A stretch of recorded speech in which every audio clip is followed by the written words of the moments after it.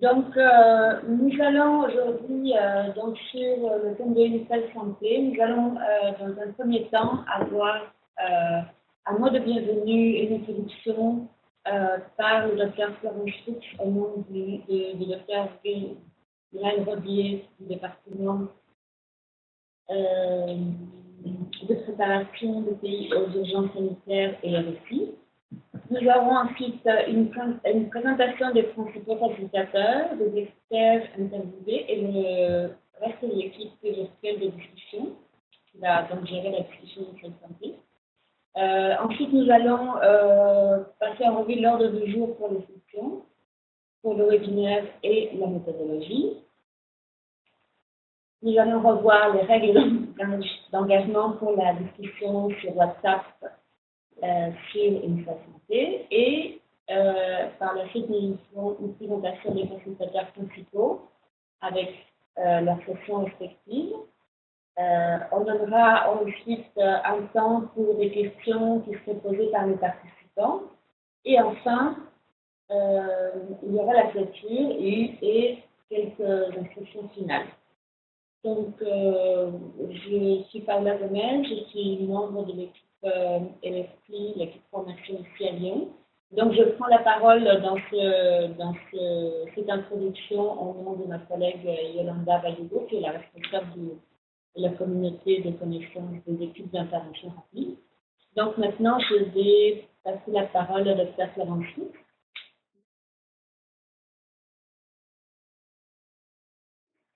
Merci beaucoup et bonjour à tous. Bienvenue dans ce débat sur une seule santé au sein du réseau de partage des connaissances des équipes d'intervention rapide. Alors, je vais me présenter tout d'abord. Donc, je suis Dr Florence Fuchs. Je suis le responsable de l'unité qui s'occupe à l'OMS du renforcement des capacités requises au titre du règlement sanitaire international. Je vais y revenir dans quelques instants, et qui propose un soutien aux pays pour leur préparation, une meilleure préparation aux situations d'urgence sanitaire. Alors, notre travail est raccroché à un nouveau programme au sein de l'OMS qui a été créé après la crise Ebola et qui a pour objectif de rendre plus prévisible et opérationnelle l'action de l'OMS sur le terrain, soit en cas de crise humanitaire, soit en cas de crise sanitaire, notamment lors des épidémies. Et ce qui est intéressant, c'est que notre travail recouvre des domaines techniques qui sont communs à la santé humaine et à la santé animale. On s'occupe dans notre groupe de surveillance des maladies, des pathogènes, du diagnostic en laboratoire, des équipes d'intervention rapide, de la formation des personnels de santé et également des capacités requises aux points d'entrée, comme les ports et les aéroports, où, comme vous vous en doutez, la surveillance et la lutte antivectorielle sont essentielles pour prévenir la dissémination possible de vecteurs et de pathogènes. Donc on voit très vite qu'on est vraiment au cœur de la problématique une seule santé et nous considérons qu'il faut faire progressivement éclore une nouvelle génération de personnel à la fois en santé humaine et en santé animale qui partagent des problématiques en commun, qui envisagent un travail en commun, un partage des connaissances et des pratiques. Donc, c'est vraiment une thématique qui est extrêmement importante dans ce contexte. Je mentionnais que nous sommes également très impliqués dans la mise en œuvre du règlement sanitaire international, qui a été révisé en 2005, qui a été signé par 194 pays, et dont vous savez peut-être qu'il promeut une approche multisectorielle, c'est-à-dire un lien renforcé, opérationnel, entre le secteur de la santé humaine, nos interlocuteurs classiques, et surtout les autres secteurs ministériels, au premier rang duquel le secteur de la santé animale est un secteur clé. Donc c'est une double raison pour nous d'être au cœur de cette problématique. À titre personnel, j'ai été très impliquée dans les années 2010 à la mise en place et à la finalisation de cet accord interinstitutionnel entre les trois grandes organisations, l'OMS, l'OIE et la FAO, qui a décidé à l'époque de mettre en place une feuille de route en commun qui désormais envisage de mettre ceci en pratique opérationnelle pour une meilleure collaboration à l'interface santé humaine, santé animale. Donc voilà pour planter le décor d'une certaine manière et amorcer cette discussion. Alors en partageant vos connaissances sur le thème d'une seule santé, l'OMS va vous offrir un suivi structuré des activités d'apprentissage et qui fait suite aux formations sur les équipes d'intervention rapide qui se sont déroulées dans les régions Afro et dans les régions EMRO en 2015, depuis le début 2015. Alors, je comprends que vous avez manifesté un intérêt et un besoin d'en savoir davantage sur cette problématique, et ce besoin a été signifié par plusieurs d'entre vous qui avaient précisément participé à ces formations sur les équipes d'intervention rapide. Et donc, on considère que ce partage des connaissances, c'est vraiment une occasion concrète de démontrer à travers votre partage d'expérience l'importance de la collaboration multisectorielle dans la gestion des événements de santé publique.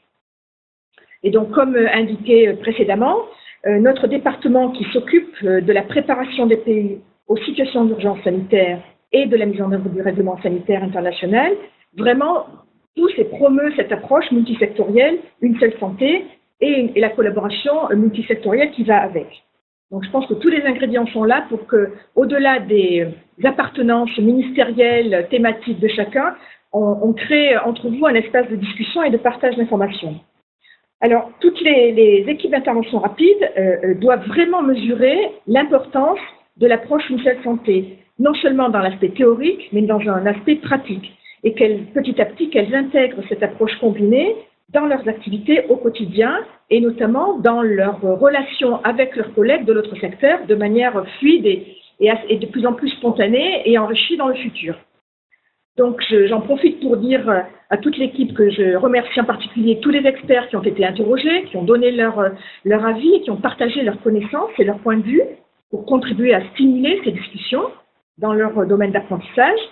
Et j'espère évidemment que ces entretiens vont susciter beaucoup de questions, de l'enthousiasme, de la dynamique sur cette thématique qui doit être totalement intégrée, de mon point de vue, dans la problématique des équipes d'intervention rapide. Et j'espère évidemment que ces discussions vont vous amener à partager vos expériences du terrain, vos pratiques, à partager ces connaissances, à promouvoir l'apprentissage entre pairs, au-delà des secteurs santé humaine et santé animale, de mélanger tout ça et de manière à enrichir votre connaissance respective. Je vais peut-être m'arrêter là et passer la parole. Donc maintenant, on va passer à la deuxième étape de notre agenda d'aujourd'hui, avec la présentation des experts qui vont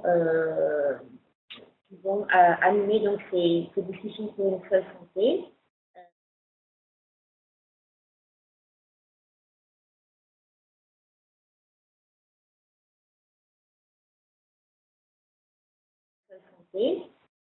Donc vous savez probablement que cette discussion s'étend jusqu'environ la mi-juillet et elle est donc organisée en 3 grands thèmes autour de cette période. Donc nous avons 3 grands thèmes qui sont les principes de l'approche une seule santé, qui sera donc facilité par le docteur Elisabeth Montfort. Le docteur Montfort est fonctionnaire technique au sein de l'équipe une seule santé du département de préparation des pays aux urgences sanitaires RSI à Genève.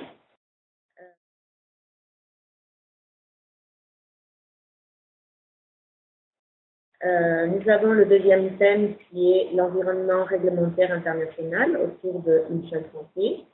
Ce thème donc sera modéré par le docteur Stéphane Delarocque. Le docteur Delarocque est chef d'équipe une seule santé au sein du département de préparation des pays aux urgences sanitaires et RSI à l'OMS à Genève. Enfin, nous avons comme troisième thème l'approche une seule santé dans les pays, les expériences pays autour de cette approche, avec le docteur Jeffrey Gilbert, qui est lui consultant au sein de l'équipe une seule santé et il est à la fois médecin et vétérinaire. Donc voilà pour ce qui est des experts qui vont modérer ces différents thèmes. Eh bien, avant de passer donc à l'ordre du jour et à la méthodologie, en fait, je vais aller un petit peu plus dans le détail des experts qui ont été interviewés pour vous donner comme ça un avant-goût de ce que vous allez trouver sur les interviews visibles sur YouTube.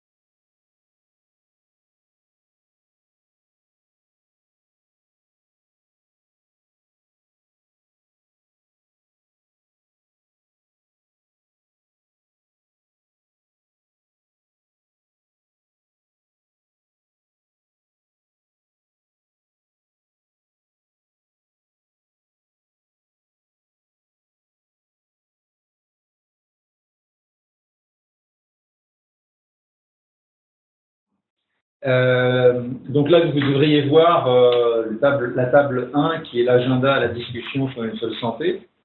Alors, ce dont je voulais vous parler, c'était comment s'engager en tant que participant dans cette activité. Donc, comme vous l'a exposé à la fois Florence Fuchs et Paola Gomez, il y a d'abord une première activité qui est donc cette introduction à cette discussion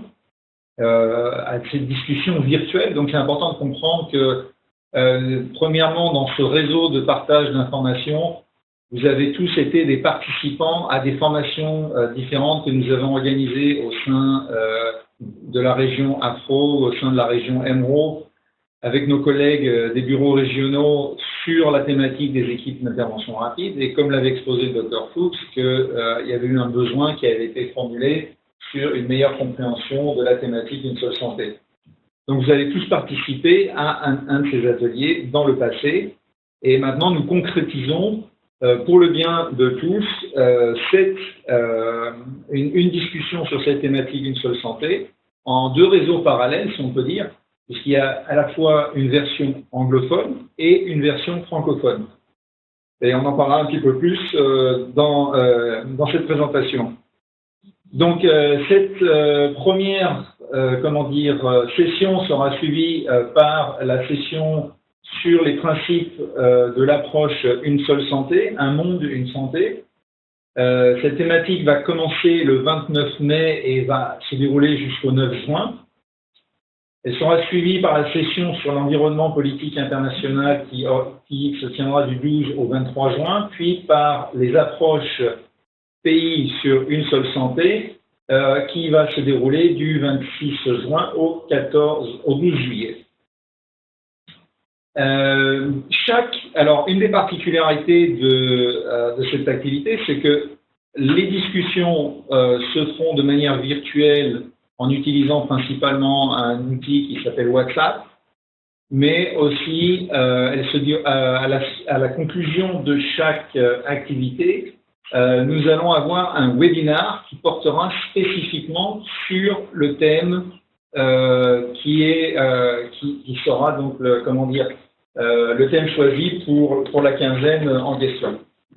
Donc, par exemple, en ce qui concerne la première session sur les principes de l'approche Un monde, une santé, il y aura un webinar qui se déroulera le 8 juin en anglais et le 9 juin en français. Sur l'environnement politique international, il y aura un webinar qui se déroulera en fin de discussion le 22 juin en anglais et le 23 juin en français. Et puis, sur la session en ce qui concerne les approches Une seule santé au niveau pays, un webinar de conclusion qui se déroulera le 7 juin en anglais et le 8 juin en français. Voilà, donc à chaque fois, les deux sessions, les deux programmes en parallèle, anglais et français. Alors, comment se déroulera la discussion? Bon, donc, numéro 1, on vous appelle à vérifier l'horaire pour chaque session. Il y a peut-être des thématiques qui vous interpelleront plus qu'une autre. Hein, et par exemple, il est possible que vous dites, tiens, le principe de l'approche Un monde, une santé, ça m'intéresse, donc je vais participer à cette discussion et puis je vais revenir un peu plus tard parce que je suis occupé, mon agenda sera difficile pour en juin, mais je vais revenir un peu plus tard sur l'approche Une seule santé au niveau pays pour participer et m'engager à fond dans cette discussion. Donc, bon, ça c'est vous qui choisissez, c'est vous qui décidez comment approcher cette thématique. Vous pouvez tout aussi bien suivre cette discussion en fin de journée pour récapituler sur votre ordinateur l'essentiel des informations qui ont pu être partagées et réagir à partir de ce moment-là. D'ailleurs, à ce sujet, je me rends compte qu'il y a un certain nombre de personnes qui n'ont peut-être pas compris qu'on peut aussi se connecter sur la discussion WhatsApp à partir de son ordinateur. Ce n'est pas nécessairement à partir du téléphone, mais on peut avoir aussi accès à cette discussion par le biais du lien qui a été fourni par Yolanda. En suivant ce lien, et il arrivera directement aussi il s'affichera sur votre ordinateur. Donc, pour chaque session, comme l'a exposé Paola, un certain nombre d'entretiens ont été réalisés avec des experts du monde entier. Et ces experts, comme vous l'avez compris, travaillent avec des organisations internationales telles que la FAO, l'OIE, l'OMS. D'autres reflètent le travail et les expériences au niveau des pays. En préparation pour chaque session, essentiellement, nous vous invitons à visionner les activités qui ont été, comment dire, ciblées pour chacune des activités. Vous avez dû recevoir un document qui vous montre quelles sont les vidéos qui sont ciblées par rapport aux différentes activités. Alors, il y a des activités qui sont particulièrement recommandées, c'est-à-dire on les a appelées les activités comment dire, les vidéos requises pour la discussion sur l'activité, et puis d'autres qui sont recommandées. Mais bon, nous, on vous recommande de les voir toutes parce qu'elles sont vraiment très intéressantes et elles parlent de l'expérience de plusieurs personnes en ce qui concerne leurs activités au niveau d'une seule santé. Donc, essayez de visionner ces vidéos en avance de chaque discussion. Et après, comment participer à la discussion? Eh bien, chaque thématique sera lancée par le facilitateur principal par le biais d'une question pour essayer d'intéresser tout le monde à la discussion. Et donc, la discussion va surtout se dérouler sur l'outil WhatsApp.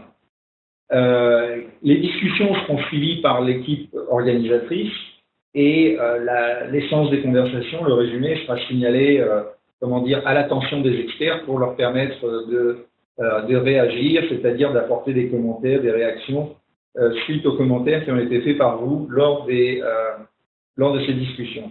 Alors, examinez les vidéos, demandez des informations supplémentaires, peut-être par rapport à certains points qui ont été soulevés, mais sur lesquels vous souhaiteriez un approfondissement, ou bien aussi une opportunité pour demander des éclaircissements auprès des différents experts qui ont formulé ces vidéos. Les vidéos donc sont disponibles soit en anglais, soit en français, sauf pour la vidéo d'introduction qui a été faite par le docteur Rodier, qui gentiment l'a fait à la fois en anglais et en français. Et pour chaque vidéo, pour ceux qui sont vraiment que francophones, il y a des transcriptions qui ont été faites avec une traduction en français pardon, de la vidéo en anglais. Un autre but de cette discussion aussi, comme nous l'a mentionné à la fois Florence Fuchs et Paola Gomez, c'est de pouvoir partager les expériences. Partager les expériences au niveau pays, les leçons apprises, les meilleures pratiques sur la façon dont vous avez participé, par exemple, à des activités One Health, sur la santé, une seule santé, ou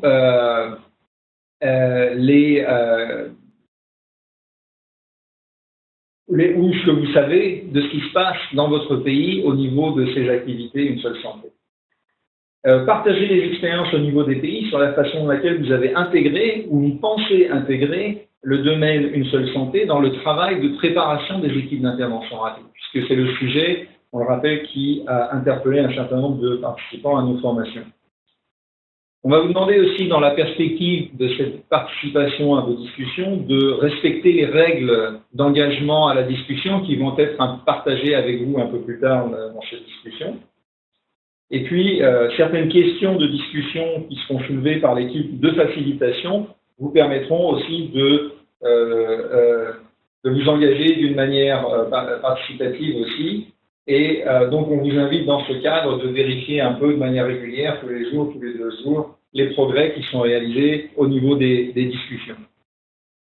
Et puis, comme je l'ai mentionné au départ, les webinaires seront organisés à la fin de la discussion de chaque sujet pour, dans un premier temps, récapituler les principaux points soulevés lors de la discussion, répondre aux questions qui seraient demeurées sans réponse et renforcer les messages clés par rapport à chaque thématique qui seront abordées. Enfin, et finalement, comment s'engager dans cette activité? Eh bien, votre avis compte beaucoup pour nous. Et des évaluations seront données tout au long de l'activité. Dites-nous ce que vous pensez. Comment est-ce que ces activités répondent à vos attentes et comment on pourrait mieux s'organiser pour répondre à vos besoins dans le futur.